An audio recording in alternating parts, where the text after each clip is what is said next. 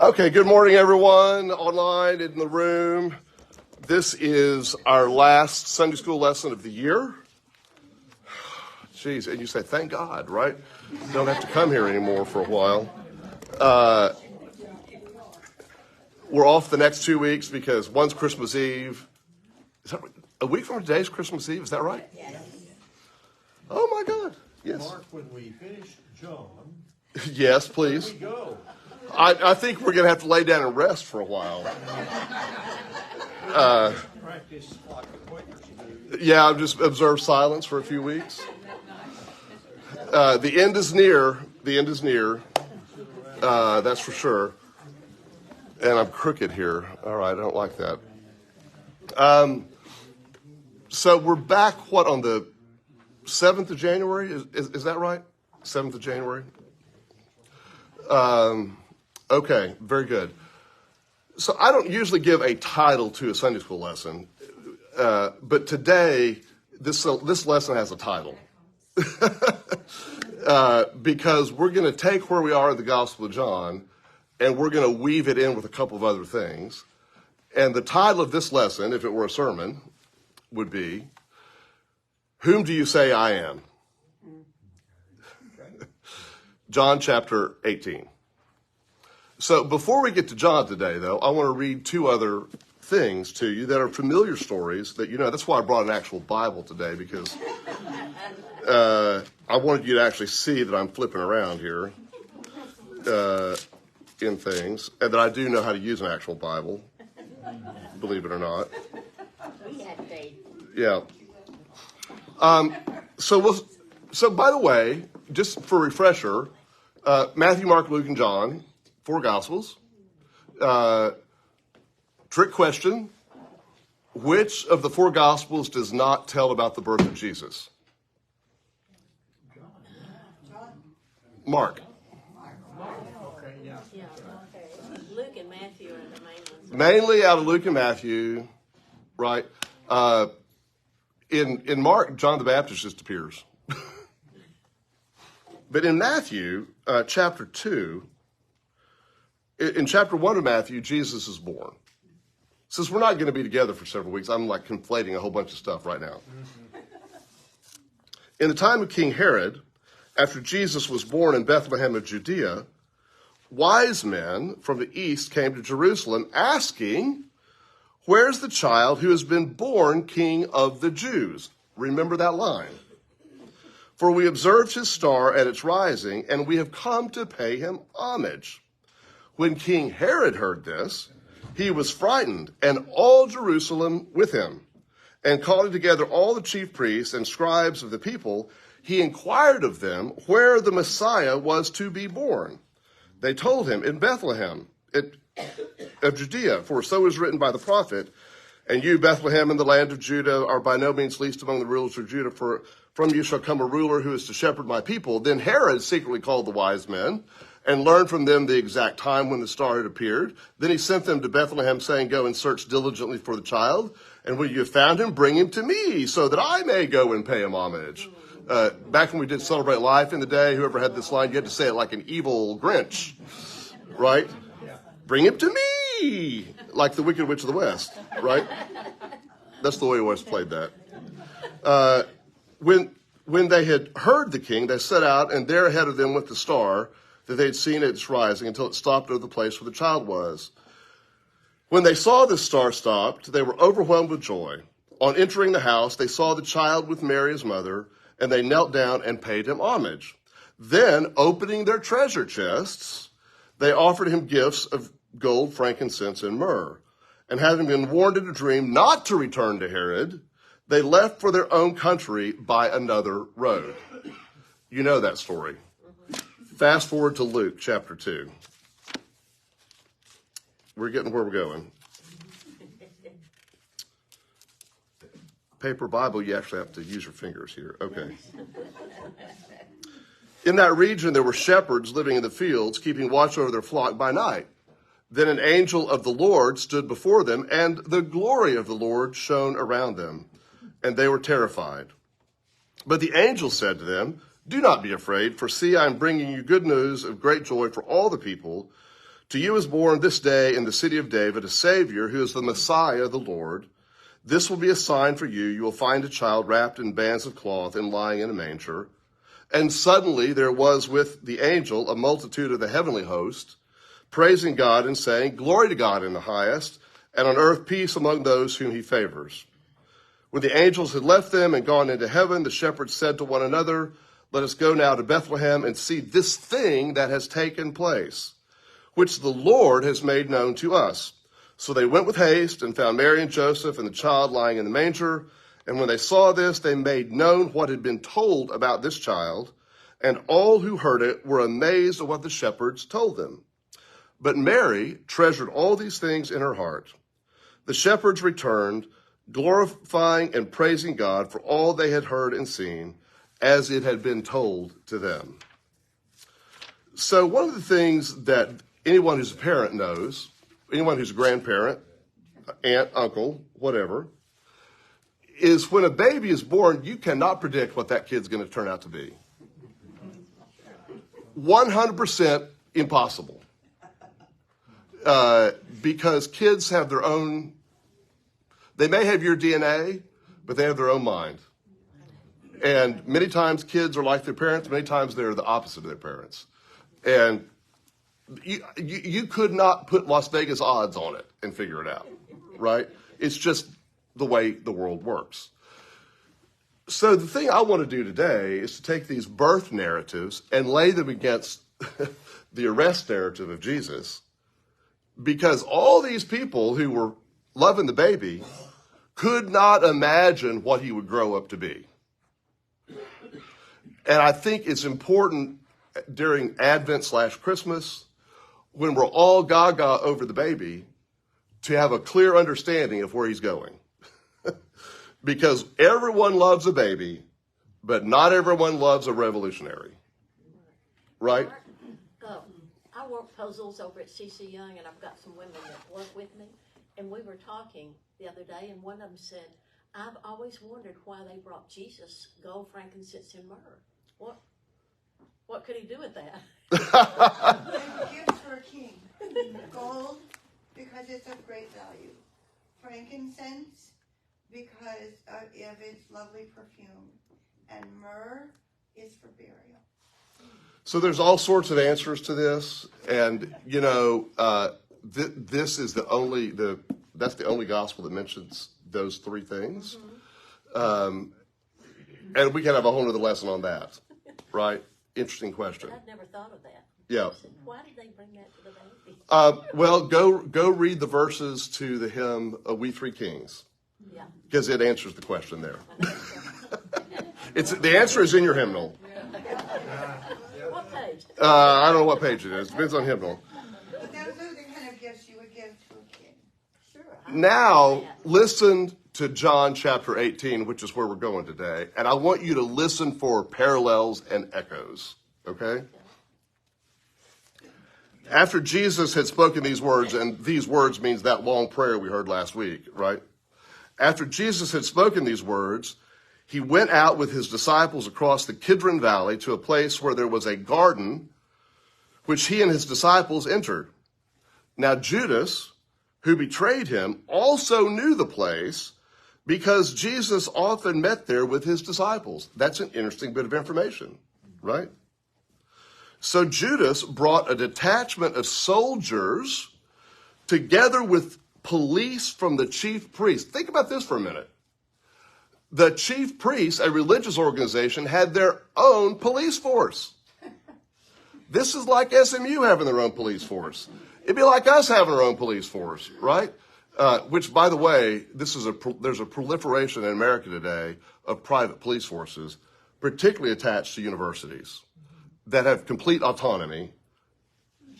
It is a very scary thing, as it's here, right? The police from the chief priests and the Pharisees, and they came there with lanterns and torches and weapons. 3 props you need in any Christmas pageants, right? You got to have these things. Then Jesus, knowing all that was to happen to him, came forward and asked them, this is the question, whom are you looking for? King James, whom do you seek?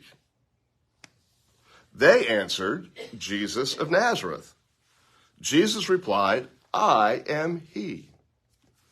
Judas, who betrayed him, was standing with them. When Jesus said to them, I am he, here's some stage direction, they stepped back and fell to the ground, slain in the spirit, right? Y'all have obviously never been in a Christmas pageant before. I have. Verse 7, again he asked them, whom are you looking for? Remember when Jesus had the disciples aside just a little bit ago, and he's speaking to them, and he asked them, who do you say I am? Same question right here. And they said, Jesus of Nazareth. Jesus answered, I told you that I am he. So if you're looking for me, let these men go. This was to fulfill the word that he had spoken. I did not lose a single one of those whom you gave me. Then Simon Peter, who had a sword, here's where that prop comes in handy, drew it, struck the high priest's slave, and cut off his right ear. And then in this weird little bit of detail, John tells us the name of the slave. His name was Malchus. Why in the world do we know this name? There are so many characters in the Bible, we do not know their names. But we know the name of Malchus. Okay. Jesus said to Peter, put your sword back into its sheath. Am I not to drink the cup that the Father has given me? Side note, before I keep reading, we've been running this Advent series in B&G, written by a female theologian. It's been a little on the edgy side, if you've been paying attention to it. It's sort of feminist theology. And, Allison said, have you been getting any letters about that? I didn't for the first 2 weeks, but last week set someone off, finally. Because she was writing about sort of a comparison between the breast milk of Mary and the blood of Jesus. And that was just too much for a white male pastor to take. Southern Baptist, no less. Who wrote me to say, is there not anything you won't publish?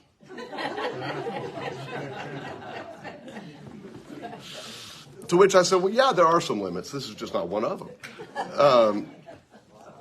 And I asked him, I said, he said this series had been heresy. And, okay. I said, well, I'm genuinely interested. I really am interested to hear what you think is biblically wrong about what this writer has put forward the last 3 weeks. And he wrote me a very nice, very detailed, long response that I appreciate. That's probably going to be fodder for several more articles down the way to explore some issues. Well, he didn't like the art we had with it, which he thinks is pornographic. It's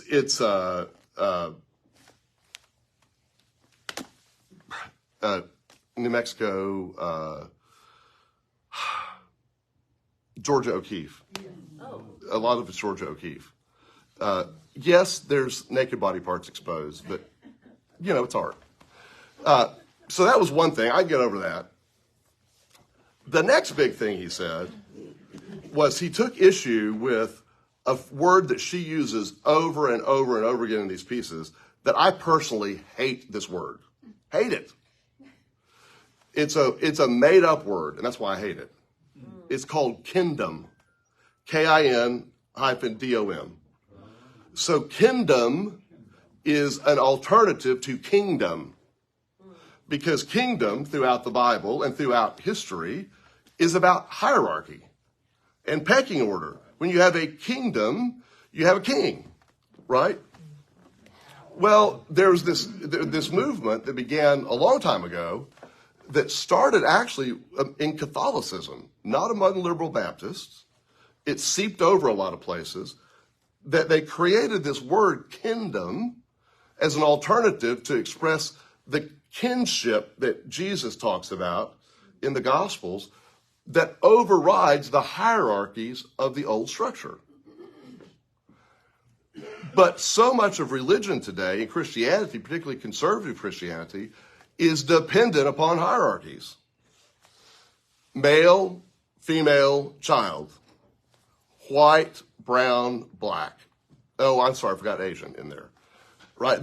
There's a perceived caste system to things, right? And that is baked into a lot of people's theology. So this guy did not like her use of the word kingdom because he wrote me to say, the Bible's full of the kingdom of God. How can you ignore that? It's heretical, right? And then there was a list of a bunch of other things, including writing about breast milk. That really got him. And the blood of Mary mingling with, the previous week was about placentas. And, the thing I like about this series is it reminds us that Jesus was born as a real baby with stuff that happens to real women and real babies. And no wonder an old man is concerned about this, right? That's not his life. But it needs to be. Well, right, he would love to legislate it. Yeah. Did Jesus ever use the term kingdom in reference to heaven? Yeah, my kingdom, he does right here. So he's referring to the heaven having a king. Well, so what Jesus says, and I can't remember if I've read it yet, we're coming to it if I haven't. Yeah. He says, my kingdom is not of this world. That's it. Okay? So that's the setup to keep reading here. Verse 12. So the soldiers, their officer, and the Jewish police arrested Jesus and bound him. First, they took him to Annas, who was the father-in-law of Caiaphas, the high priest. Wait, think about this for a minute. They did not take him to the high priest. They took him to the father-in-law of the high priest. This is like, country bumpkin stuff here. Did they know the father-in-law and that's why? Well, I guess so. So Caiaphas was the one who had advised the Jews that it was better to have one person die for the people. So there's foreshadowing, right? Verse 15. Simon Peter and another disciple followed Jesus. And another disciple, well, that's probably John, right? Since that disciple was known to the high priest, he went with Jesus into the courtyard of the high priest. But Peter was standing outside the gates. So the other disciple, who was known to the high priest, went out, spoke to the woman who guarded the gate, and brought Peter in. The woman said to Peter, "You are not also one of this man's disciples, are you?" What an interesting construct. It's like a double negative, right? And he said, 3 simple words, "I am not." Now the slaves and the police had made a charcoal fire, another prop for your Easter pageant here, right? We've gone from Christmas pageant to Easter pageant. Sometimes they get put together, right? Charcoal fire because it was cold, and they were standing around it and warming themselves. Peter also was standing there warming himself. Scene change. Then the high priest questioned Jesus about his disciples and about his teaching. Jesus answered, "I have spoken openly to the world. I have always taught in synagogues and in the temple, where all the Jews come together. I have said nothing in secret. Why do you ask me?" And those who heard what I said to them, they know what I said. When he said this, one of the police standing nearby struck Jesus on the face, saying, "Is that how you answer the high priest?" This is like classic bullying, right?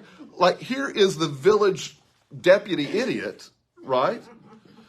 Who is doing this violence because he thinks he's, mucking up to the high priest here. Well, he wasn't bowing down to him like, yes. Well, right, yeah. But we know this character. We've all seen this character before, right? It's a type. Jesus answered, having just been smacked, "If I have spoken wrongly, testify to the wrong. But if I have spoken rightly, why do you strike me?" Then Annas sent him bound to Caiaphas, the high priest. Verse 25. Now Simon Peter was standing and warming himself, and they asked him, again, double negative here, you are not also one of his disciples, are you? He denied it and said, I am not. Second time. For those keeping score at home.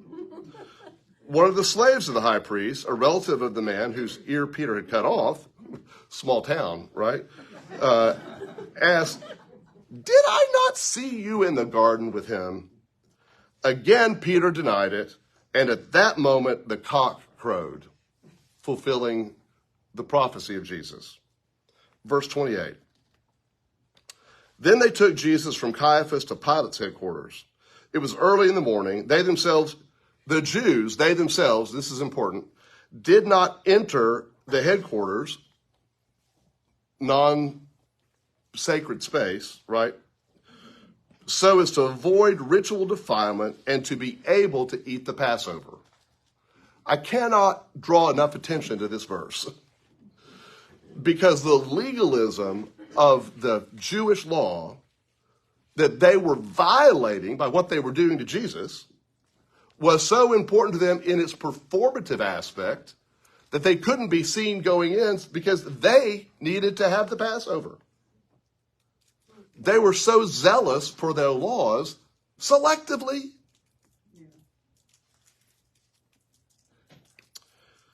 So Pilate went out, instead of him coming in, Pilate goes out and said to them, what accusation do you bring against this man?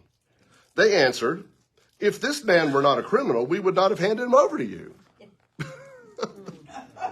Like that. That right? That's a great line, isn't it? Pilate said to him, take him yourselves and judge him according to your law. The Jews replied, we are not permitted to put anyone to death. In other words, our laws don't allow us to do to him what we want to do, so we need your help to do this. This was to fulfill what Jesus had said when he indicated the kind of death he was to die. Then Pilate entered the headquarters again, summoned Jesus apart from the others, and asked him, here we are again, are you the king of the Jews? Jesus answered, do you ask this on your own, or did others tell you about me? Pilate replied, I am not a Jew, am I? Well, actually, he was half Jew, but he wouldn't admit it. That's another story. Your own nation and the chief priests have handed you over to me. What have you done? Jesus answered, and here's this great line. Back to you, Jim. My kingdom is not of this world. If my kingdom were from this world, my followers would be fighting to keep me from being handed over to the Jews. But as it is, my kingdom is not from here. Pilate asked him, so you are a king? Jesus answered, you say that I am a king. For this I was born, and for this I came into the world, to testify to the truth. Everyone who belongs to the truth listens to my voice. Pilate asked him, what is truth? One of the greatest lines in all of the Gospels, and an important part of my book, honestly, telling the truth about the Bible and ourselves. Commercial plug, great Christmas present to friends and family. In large quantities, please. Yeah. What is truth? Pilate is genuinely saying, as a politician, well, you know. It reminds me of a business manager we had at a place I worked many, many years ago, and we had it was a State Baptist newspaper, not here, it was elsewhere, and we had a business manager who had been there a long time, and my friend who was the editor had arrived, and he asked this business manager what the financial report was on a certain thing, and this guy answered him, well, what would you like it to be? In other words, I'll give you a report that says whatever you want, right? Tell me what you want it to be, right? Creative accounting is not a new thing, right? And Pilate is sort of doing the political calculus on this as well. You know, what is truth? And we understand this today because truth be damned. Not only truth be damned, but I'm going to tell you a lie and tell you it's truth, right? We call that gaslighting. That's another lesson along the way. So what strikes me, and I want to hear your reaction to how we combine all these, and just so be thinking about that. People, Christians in particular, love the baby in the manger. I said this earlier. And they love the resurrected Jesus. Now, I got to give a bonus point to the Catholics here, because they're all about bloody Jesus. Jesus on the cross, right?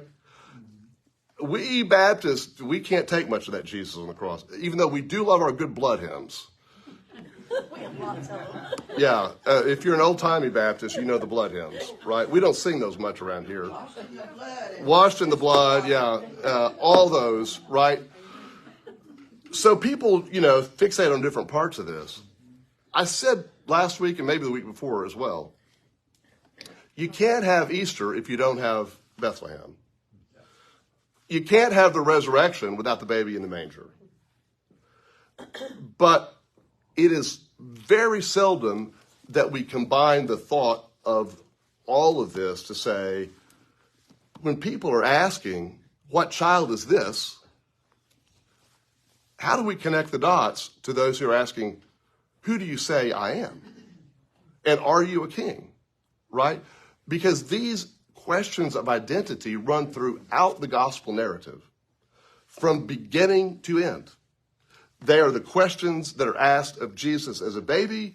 They're the questions that are asked of Jesus as a man, right? And that, to me, I don't really know exactly what to do with that, but it gives me pause. What thoughts do you have about that? Before I'll stop talking for a minute. Anyone? I hate it when I leave you speechless.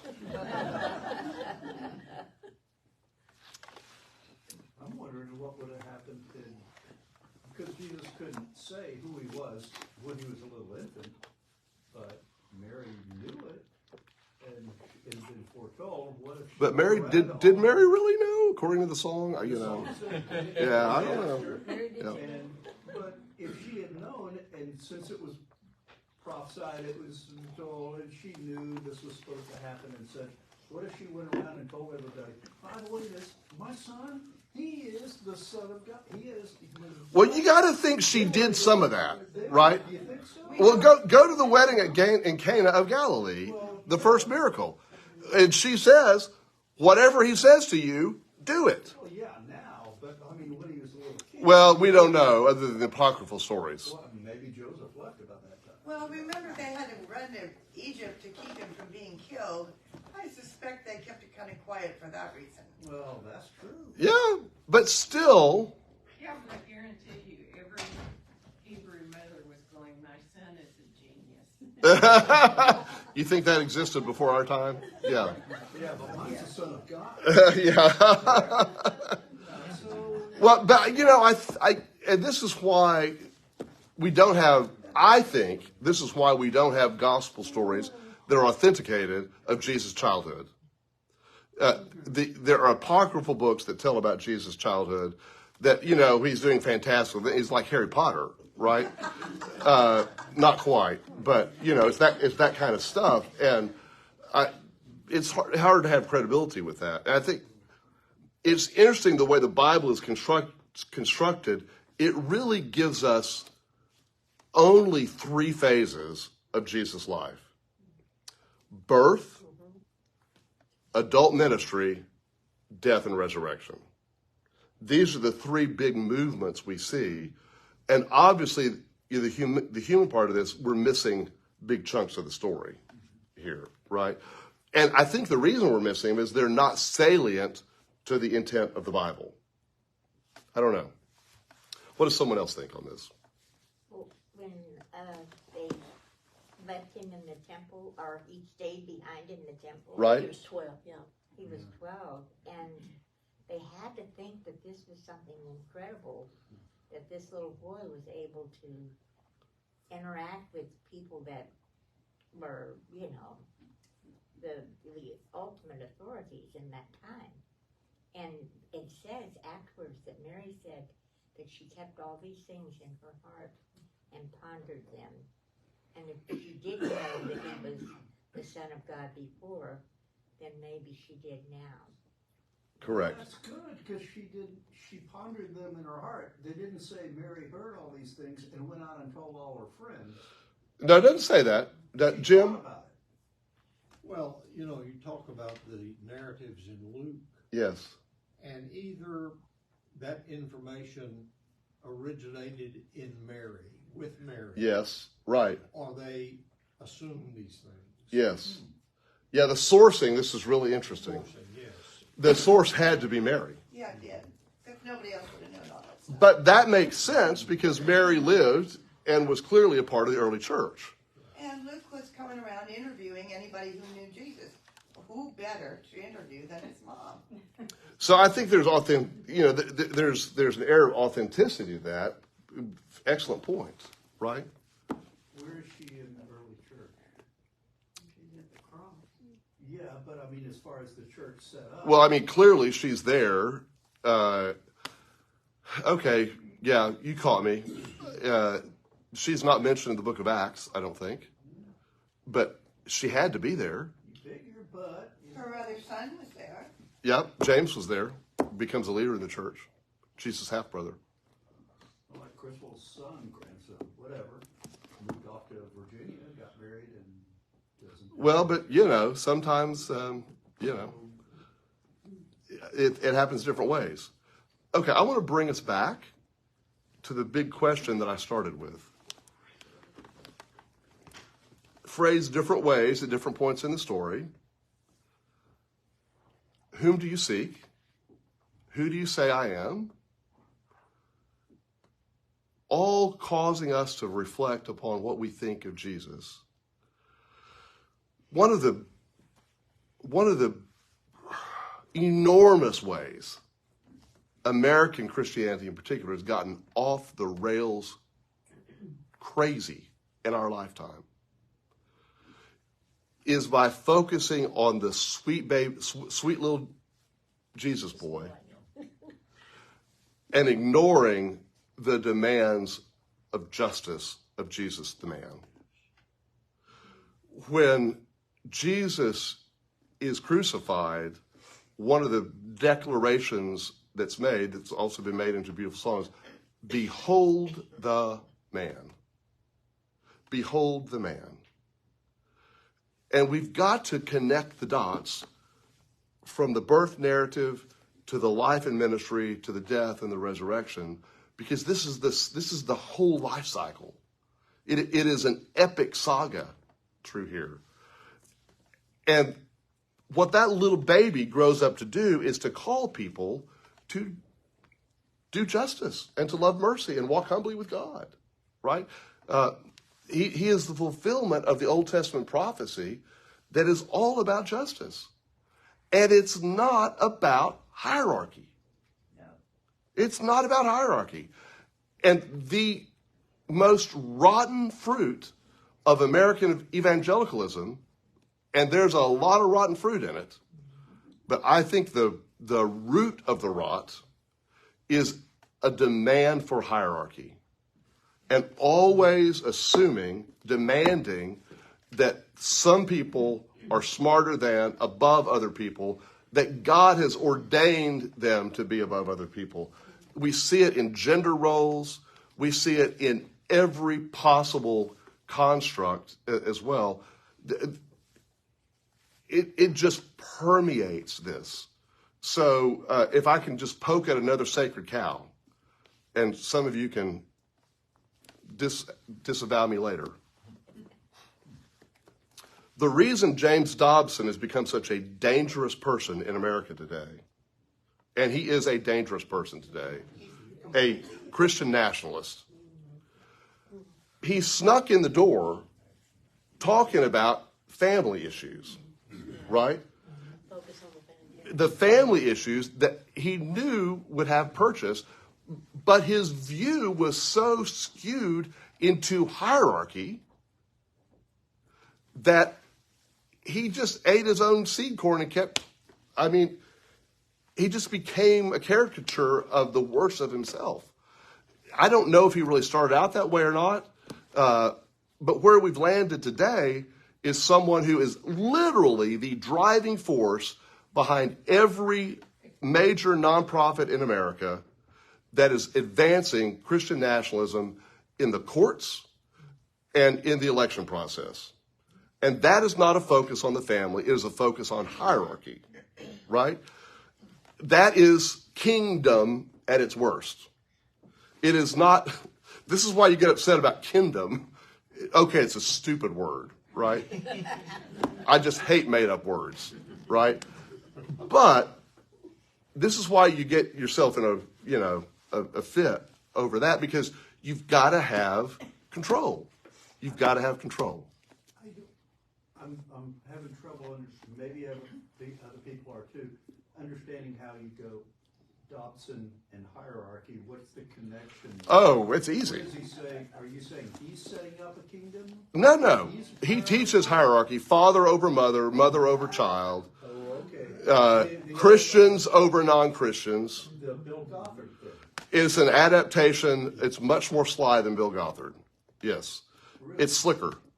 Yeah. But he's carried it into a political sense as well. So Christian nationalism is the belief, number one, that America was founded as a Christian nation, which it wasn't. And number two, it is the belief that Christians need to be in control of society and of politics.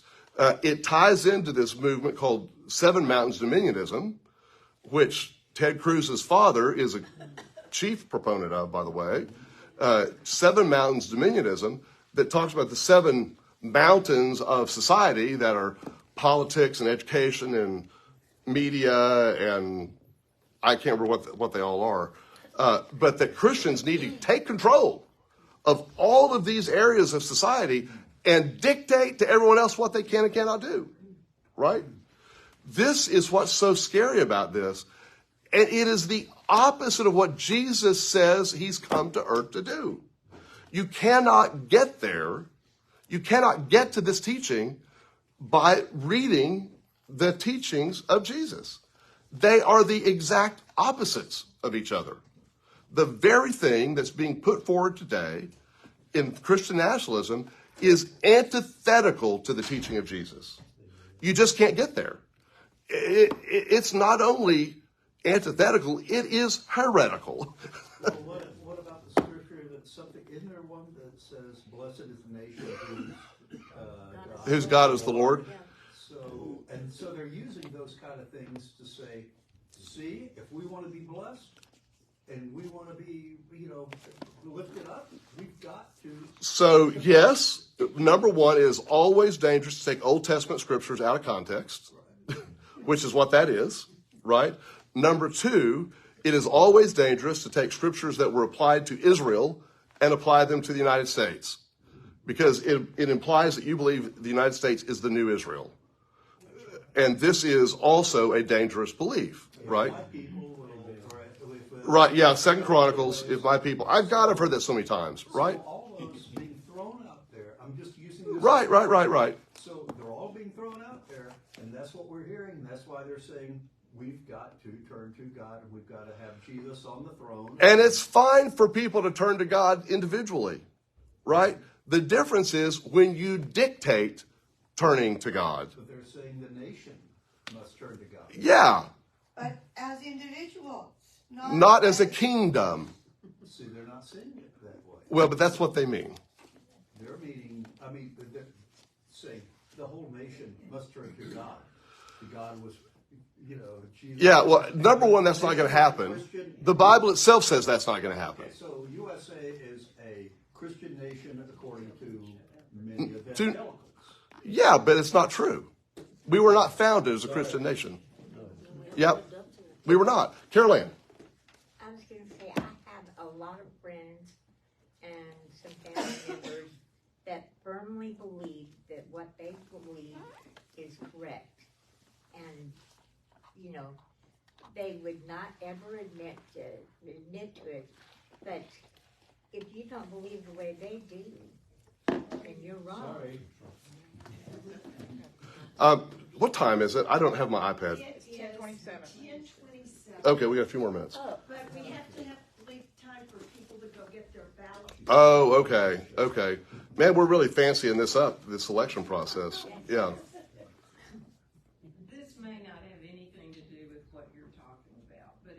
Doesn't matter. So Yeah. representative of, okay, I'm gonna say it, Republicans in Texas today. Austin, Texas, the Texas Supreme Court with the issue of abortion. They're taking what could be looked at as a religious, and they're dictating who can live and who can die with these laws. Yeah, I've written a bit about that this week. That, by the way, have I confessed to you I'm a conspiracy theorist now? The reason I'm a conspiracy theorist is anytime I write about stuff like that, it gets throttled by Google and by Facebook. I swear to you. So there are controls and algorithms. Sometimes the conspiracy is true. There are controls and algorithms that stop stuff like this because they're trying to their credit, they're trying to stop, bad stuff, but from my view, good stuff. So I'll give you an example. I wrote a piece about this week. Normally, when I write an opinion piece, just at a basic level, it's going to get 2,000 or 3,000 page views right away. That got 150. 150. Why? People weren't seeing it. It was not getting pushed out through the normal channels. It was getting blocked, right? There are other, I've been talking to others about this. There's my conspiracy theory, right? And this is part of the danger that we are living with right now. There's so much disinformation that even good information is sometimes, eliminated from us as well. So you're right about this. There is a quest for theocracy rather than democracy, right? And democracy requires that we allow people to have space to live who do not follow the same theo we do, right? James Dunn was famous for a lot of stuff. He was a longtime director of the Baptist Joint Committee for Religious Liberty, and he once said, the problem with theocracy is everyone who advances theocracy wants to be theo. You never hear anyone say, well, I believe in theocracy and I think your God ought to be theo. Theo, being God, right? It's just a way of seeking control over things. Dwayne? I'm curious about something. I think I have never heard this before, but I have an increasingly defective memory. So you said something about the seven mountains. Seven Mountains Dominionism. Of Dominionism. Yeah, it's called Seven Mountain Dominionism. Okay. Look it up.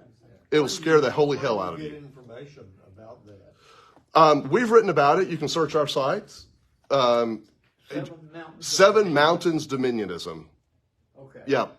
It is the most extreme form. Well, it's not the most extreme, but it is an extreme form of this that will scare the pants off you. Really. It's just, yeah. But they would want you to keep your pants on because otherwise that might be pornographic. We can't have that. Right? Yeah. I'll have to use a different analogy next time for that. So here's what I'm trying to say. This is obviously there's been a frustrating week in American politics. Every week's a frustrating week in American politics right now, in American culture. What would Jesus do? Yes. Let's go. Everyone needs the wristband. What would Jesus do? And not what would baby Jesus do? Right? Because baby Jesus grows up to have some opinions about things. And those opinions are the opinions of God. And that's what we got to pay attention to. I've often said there's two kind of preachers in the world. Those who preach the Gospels and those who preach Paul. And this is why the lectionary is so good, because it forces you to deal with all of this, right? I'm just leaving out preachers who preach out of the Old Testament because that's so selective that, it doesn't count in most Protestant churches in America. But there tend to be preachers who love Paul and the legalism that Paul represents to them, and there's preachers who love Jesus and the social gospel there. But we need to have the whole counsel of God, as the saying goes. We got to have it all, right? Because they help balance each other. But there's a reason the words of Jesus are in red letters in the Bible and not the words of Paul. Amen.